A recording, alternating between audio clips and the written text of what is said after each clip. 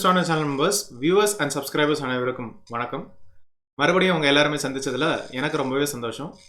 இன்னைக்கு நம்ம ஜெனுவினா ரிவ்யூ பண்ணக்கூடிய இந்த ஒரு ஜேர்னல் வந்து ESCI இல்லை வெப் ஆஃப் சயின்ஸில் வந்து இண்டெக்ஸ் ஆகிருக்கு. இந்த ஜேர்னலோடைய நேம் வந்து ஸ்ட்ராட் ரிசர்ச். ஸோ இந்த ஜேர்னல் டைட்டில் வந்து ஆக்சுவலாக வந்து ஆர்ட்ஸ் அண்ட் ஹியூமனிட்டிஸ் ஃபீல்டில் வந்து வரும். ஸோ இந்த ஜேர்னலில் வந்து நம்ம வந்து பேப்பர் சப்மிட் பண்ணுறதுலேருந்து பப்ளிகேஷனுக்கு வந்து எவ்வளோ டைம் எடுக்கிறாங்க, இந்த ஜேர்னல் வந்து தொடர்ந்து வந்து ESCI டேட்டாபேஸில் எவ்வளோ நாட்கள் இல்லை எவ்வளோ மாதங்கள் வந்து கண்டினியூ ஆகும் அப்படிங்கிறத பார்க்கலாம். ஸோ எந்த வெப்சைட்டில் நம்மளுடைய வேல்யூபிளான ஆர்டிகல்ஸை சப்மிட் பண்ணால் வெப் ஆஃப் சயின்ஸ் டேட்டாபேஸ் வந்து டைரெக்டாக இண்டெக்ஸ் பண்ணும் அப்படிங்கிறத பார்க்கலாம். ஸோ நம்ம இப்போதைக்கு டைம் வேஸ்ட் பண்ண வேண்டாம் நினைக்கிறேன். இந்த ஸ்ட்ராட் ரிசர்ச் ஜேர்னலுடைய ஜெனுவின் ரிவ்யூ பக்கம் போகலாம். ஸோ இந்த சேனல் பற்றி தான் நம்ம டிஸ்கஸ் பண்ணிட்டு இருக்கோம். இந்த ஸ்ட்ராட் ரிசர்ச் அப்படிங்கிறத வந்து நம்ம வந்து கூகுளில் வந்து சர்ச் பண்ணுறோம். ஸோ நமக்கு ஃபஸ்ட்டு சர்ச் ரிசல்ட் வந்து stratresearch.org அப்படின்னு வந்து வந்திருக்கு. UGC கேர் குரூப் 2லையும் வெப் ஆஃப் சயின்ஸ் டேட்டாபேஸ்லையும் இருக்கிறதா வந்து மென்ஷன் ஆகிருக்கு. இதே மாதிரி உங்களுக்கு வந்து SciImago ஜேர்னல் ரேங்க் வந்து இந்த ஜேர்னல் பற்றி டிஸ்கஸ் பண்ணியிருக்காங்க. இது போக இன்னொரு வெப்சைட் இருக்குது, thestrat.com அப்படின்னு வந்து ஒரு வெப்சைட் வந்து இருக்குது. ஆக்சுவலாக இந்த ஃபர்ஸ்ட் வெப்சைட் தான் வந்து ஏஜென்ட்ஸ் கிட்டேயோ இல்லை பேக்டோர் வழியாகவும் கொஞ்சம் சுற்றிக்கிட்டு இருக்குது. ஸோ நமக்கு 2 வெப்சைட் இருக்குது. இதில் எது ஜெனுவினான வெப்சைட் எது க்ளோன்ட் வெப்சைட் அப்படிங்கிற வந்து தெரியல. ஸோ இதை வந்து நம்ம வந்து கோ த்ரூ பண்ணலாம். ஸோ இதில் ஃபர்ஸ்ட் வெப்சைட் அப்படிங்கிற வந்து stratresearch.org. ஸோ அதில் எடுத்த உடனே உங்களுக்கு வந்து ஹோம் பேஜ்லேயே உங்களுக்கு வந்து அந்த வெப் ஆஃப் சயின்ஸில் வந்து இண்டெக்ஸ் ஆன ப்ரூஃபை வந்து காமிச்சிருக்காங்க. பட் எது வந்து உண்மையான வெப்சைட் அப்படிங்கிற வந்து நமக்கு வந்து தெரியல. ஸோ சப்ஜெக்ட் ஏரியா கேட்டகரியில் வந்து நமக்கு arts, banking, biomedical, biology, geography, history இப்படி எல்லா ஃபீல்ட்ஸும் மென்ஷன் பண்ணியிருக்காங்க. இம்பார்ட்டன்ட் இன்ஃபர்மேஷனில் வந்து higher education council recognise journal, multi disciplinary field, UGC care லிங்க்கையும் கொடுத்துருக்காங்க. UGC கேர் லிங்க் வந்து வெப் ஆஃப் சயின்ஸ்குள்ள லிங்க்கையும் மென்ஷன் பண்ணியிருக்காங்க. லாஸ்ட் டேட் வந்து எந்த டைமில் நீங்கள் வந்து சப்மிட் பண்ணலாம், 2 நாளைக்குள்ளே அக்செப்டன்ஸ் கொடுக்குறதா மென்ஷன் பண்ணியிருக்காங்க. ஒவ்வொரு மாதமும் வந்து பப்ளிஷ் பண்ணுறதா மென்ஷன் பண்ணியிருக்காங்க. ஸோ ஒரு web of science index journal வந்து இந்த மாதிரி 2 டேஸ்க்குள்ளே வந்து அக்செப்டன்ஸ் கொடுப்பாங்களா அப்படின்னு வந்து ஒரு டவுட் இருக்குது. அதே மாதிரி இவங்க UGC கேரு DOI ப்ராப்பராக இவங்க வாங்கி வச்சிருக்கிறதாகவும் கூகுள் ஸ்காலர் இண்டெக்ஸ்டாகவும் வந்து மென்ஷன் பண்ணியிருக்காங்க. கால் ஃபார் பேப்பர்ஸ் அப்படிங்கிற செக்ஷனில் வந்து ஸ்கோப் அப்படின்னு வந்து பார்க்கும்போது engineering and technology, management, commerce இப்படி எல்லா ஃபீல்ட்ஸும் மென்ஷன் பண்ணியிருக்காங்க. ஒரு ஆர்ட்ஸ் அண்ட் ஹியூமனிட்டிஸ் ஜேர்னல் வந்து எப்படி வந்து இன்ஜினியரிங் அண்ட் டெக்னாலஜி ஃபீல்ட்ஸை வந்து அக்செப்ட் பண்ணுவாங்க அப்படிங்கிற வந்து தெரியல.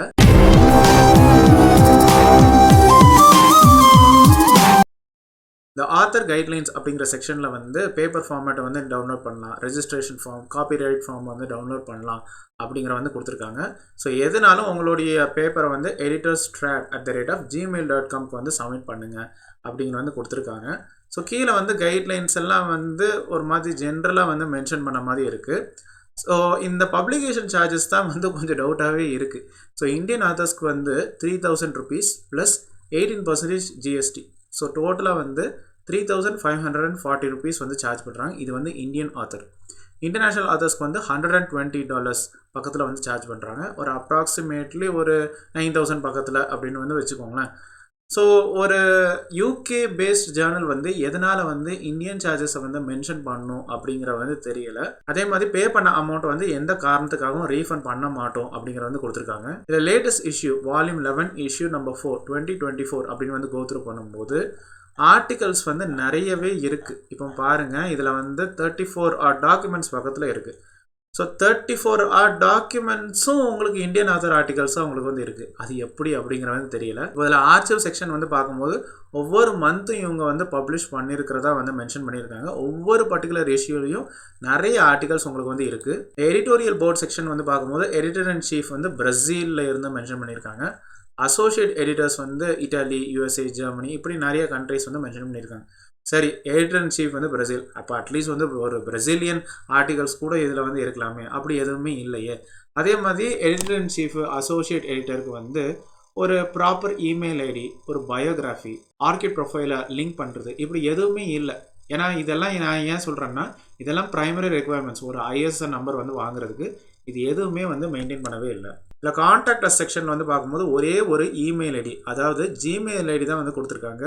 ஒரு இன்ஸ்டியூஷனல் இமெயில் ஐடி வந்து கொடுத்துருக்கலாம், ஒரு கூகுள் லைவ் மேப் லொக்கேஷன் வந்து கொடுத்துருக்கலாம், ஒரு அஃபிலியேஷன் அட்ரஸ், பின்கோடு, ஒரு ஃபோன் நம்பர் எதுவுமே மென்ஷன் பண்ணவே இல்லை. ஃபர்ஸ்ட் வெப்சைட் பொறுத்த வரைக்கும் உங்களுக்கு வந்து இன்ஃபர்மேஷன் வந்து குறைய தான் இருக்குது. அதே மாதிரி இந்தியன் ஆத்தர் ஆர்டிகல்ஸ் தான் வந்து மேக்ஸிமம் வந்து பப்ளிஷ் பண்ணியிருக்காங்க.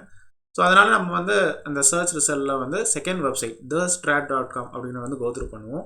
ஸோ இது ஆக்சுவலாக வந்து ஒரு பிளாக் மாதிரி தான் இருக்குது, ஒரு மேகசின் மாதிரி தான் இருக்குது. ஸோ ஓவராலாக நம்ம வந்து பார்க்கும்போது சப்ஸ்கிரைபர்ஸ்க்காக எப்படியெல்லாம் வந்து நீங்கள் வந்து அட்ராக்டிவாக வந்து பண்ணலாம் அப்படின்னு எல்லாம் கொடுத்துருக்காங்க. ஸோ பேசிக்கலாக வந்து ஆர்ட்ஸ் அண்ட் ஹியூமனிட்டிஸ் சப்ஜெக்ட் கேட்டகரியில் உள்ள வெப்சைட்னால ஸோ இந்த மியூசிக் ஃபீல்டுக்கு வந்து ரொம்பவே இம்பார்ட்டன்ஸ் வந்து கொடுத்துருக்காங்க. ஸோ இதில் வந்து உங்களுக்கு வந்து ஆர்டிகல்ஸ் வந்து பார்க்க முடியுது, ஒரு மேகசின் மாதிரி ஓவராலாக வந்து காமிச்சிருக்காங்க.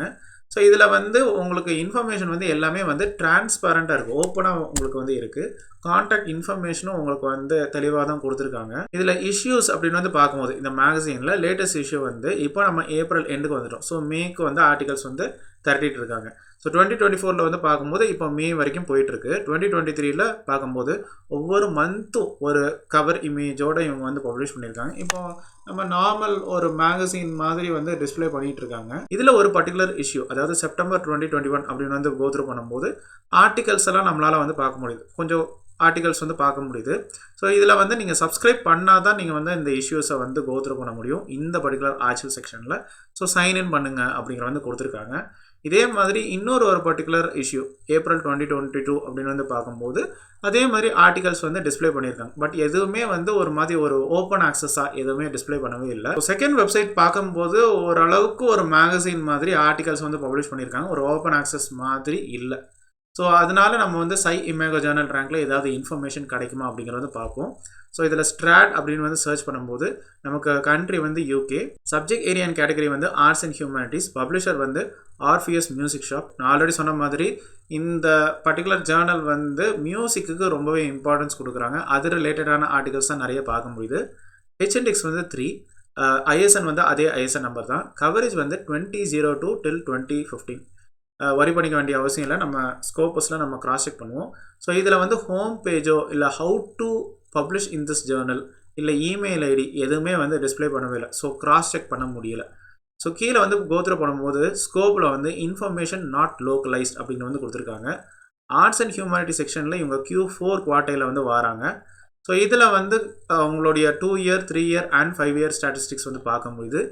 கீழே கமெண்ட் செக்ஷனில் வந்து கோத்ரூ பண்ணும்போது இதில் ஒருத்தர் வந்து கமெண்ட் பண்ணியிருக்காரு, இந்த பர்டிகுலர் ஜேர்னலுக்கு வந்து சில க்ளோன்ட் இல்லை ஃபேக் வெப்சைட்ஸ் இருக்குது, stratresearch.org, அதாவது நம்ம ரிவ்யூ பண்ண ஃபர்ஸ்ட் வெப்சைட் அது வந்து க்ளோன்டு அப்படிங்கிற வந்து மென்ஷன் பண்ணியிருக்காங்க. சை இமேகோ ஜேர்னல் ரேங்க் பொறுத்த வரைக்கும் நமக்கு வந்து இன்ஃபர்மேஷன் குறை தான் இருக்குது, நமக்கு லிங்க்ஸ் எதுவுமே வந்து இல்லை.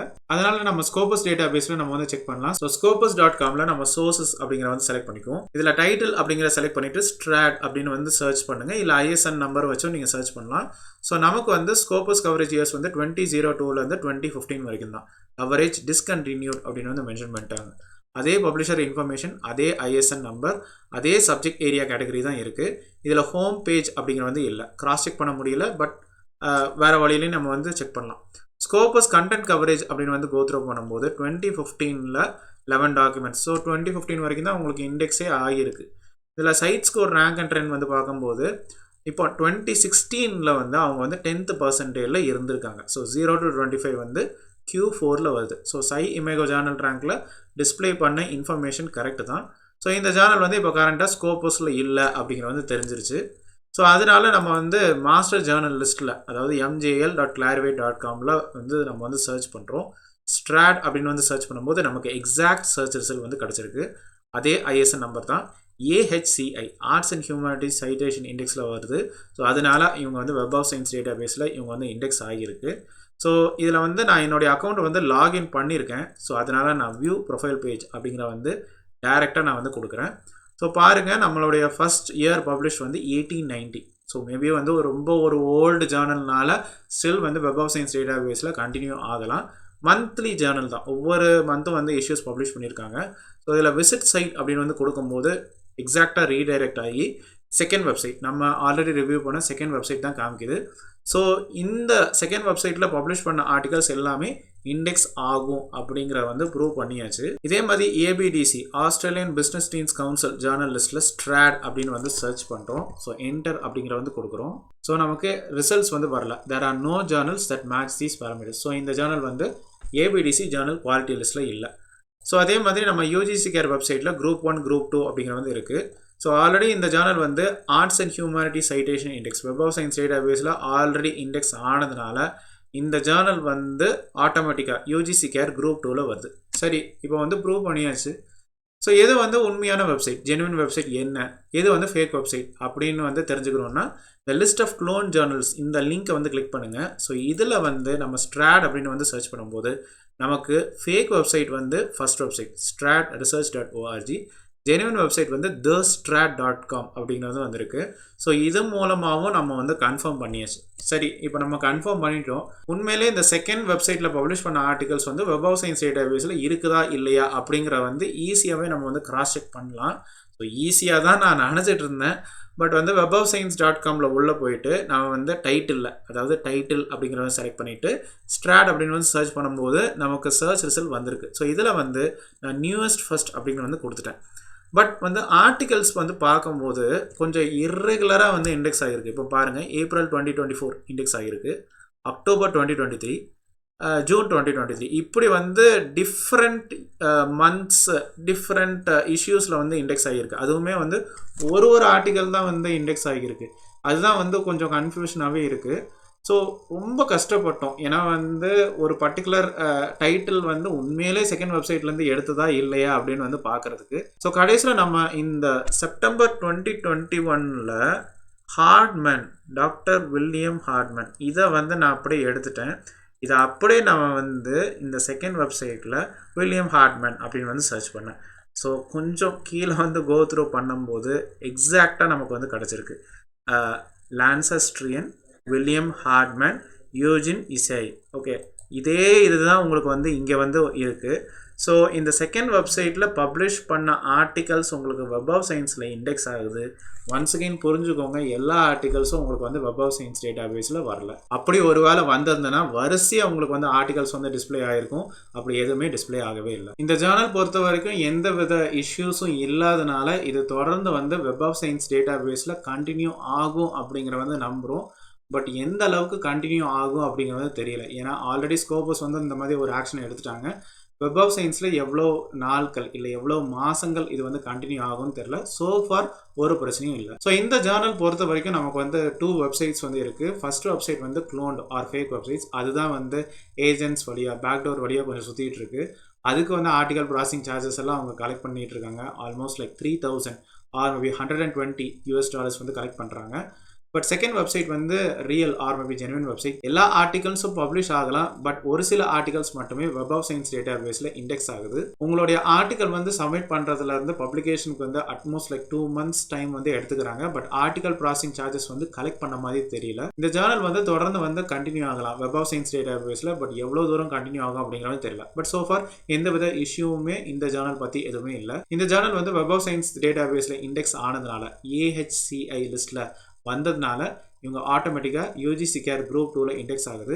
பட் ஹவவர் ஸ்கோபஸில் வந்து டிஸ்கண்டினியூ ஆகிட்டாங்க அண்ட் ABDC ஜேர்னல் லிஸ்ட்டில் இண்டெக்ஸ் ஆகலை. ஸோ இதில் உங்களுடைய சந்தேகங்கள், கிளாரிஃபிகேஷன்ஸ், கொஸ்டின்ஸ், குவரிஸ், பாசிட்டிவ் இல்லை நெகட்டிவ் எக்ஸ்பீரியன்ஸ் எதுவாக இருந்தாலும் கமெண்ட் செக்ஷனில் ஷேர் பண்ணுங்கள். இந்த யூஸ்ஃபுல்லான ரிவ்யூ கண்டிப்பாக உங்களுக்கு பயனுள்ளதாக தான் இருந்திருக்கும் நம்புகிறேன். மறுபடியும் இன்னொரு இன்ட்ரெஸ்டிங்கான ஜெனுவினான ரிவ்யூவில் உங்கள் எல்லாருமே சந்திக்கிறேன். அது வரைக்கும் கொலாபரேஷன் தானே எல்லாமே.